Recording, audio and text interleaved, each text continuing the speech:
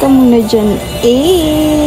For today's ganap, nakagala na naman ang inyong mamaan. And syempre, dahil yan kay ating handyman. Thank you so much, mahal, dahil iginala mo ako today.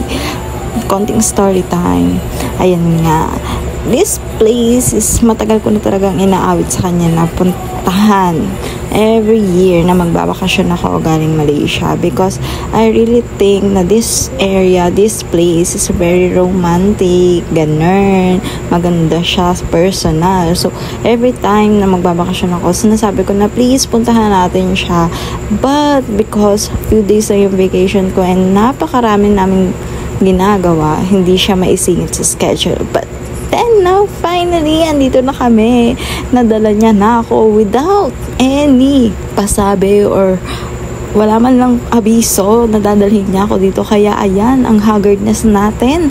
Nakachinelas lang tayo, wala man lang powder sa mukha, sabog-sabog ang buhok. Pero syempre, gagawin natin tong opportunity na to dahil minsan lang yan. Dahil sobrang busy natin pareho, diba? Kaya thank you so much, Papa Idoy, dahil dinala mo ako dito, nakapag-unwind kahit quick lang and nakapag-date kahit quick lang, diba? I really appreciate this moment. Thank you so much. I love you.